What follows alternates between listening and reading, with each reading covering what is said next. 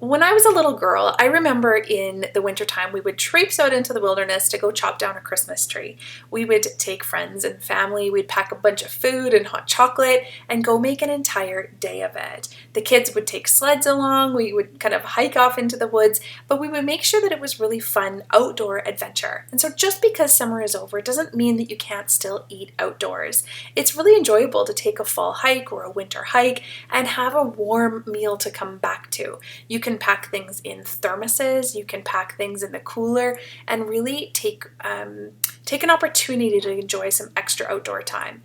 Or you could just throw it on a backyard fire or even on your barbecue at home if you don't want to traipse out into the wilderness in the fall and the winter. But today I have some recipes for you where really they're just kind of simple things that you can throw on the fire that cook up really easy. They're fun, they are, generally healthy, or you can make them healthy, and they're really neat ideas that you can continue this outdoor season past the summertime. So barbecues are not just for summer. Backyard fires are not just for summer. Even if you're willing to traipse off into the wilderness, it's not just for summer. So a couple ideas that I want to run over are all in today's blog, but I'm going to give you a couple ideas so that you get the idea of where I'm going with this. The first one that I want to talk about is pineapple skewers. Really, really simple to make in advance. Pack them in a little container and you're good to go. You can just throw them on a fire. You can marinate them in advance. You could add some red pepper, and onion and pineapple, those all go really well together, and it's a nice warm treat almost after being outside in the cold air. And they cook up really quickly and easily, and if they're already on skewers, they're good to go.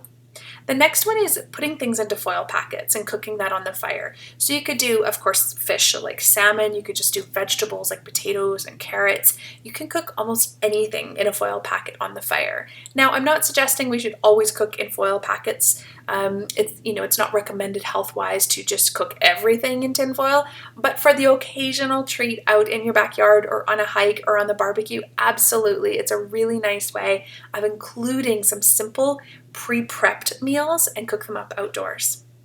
The next one I want to talk about is packing a thermos. Whether you're making hot cocoa or you're taking tea or coffee, whatever your hot beverage is, pack some thermoses to have a drink outdoors. If you're sitting around the fire, if you had taken a hike and you're coming back and trying to stay warm, I would even take a thermos of tea when I go skiing or snowboarding, and we'd sit down, open up the thermos, and have a hot drink, and it's so nice.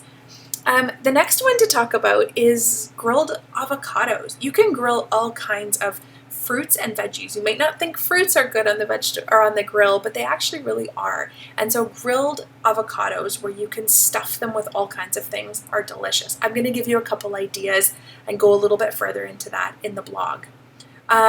Fireside fajitas, Mexican corn. You can do bruschetta, you can do s'mores. There's all kinds of fun things that you can cook up outside. So if you're looking for a little change in your normal routine, if you want to get a little bit more fresh air and start spending more time outdoors, then pack yourself or your family or your friends a little picnic lunch meal and go do a cookout outside.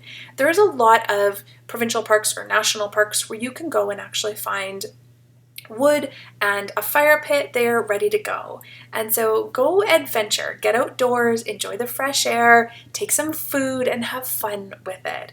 I cannot wait to hear what you try. If you have any favorite recipes that you like to use outdoors, let me know, share them here, and of course send me pictures when you do your fall and winter cookouts. I cannot wait to hear about them.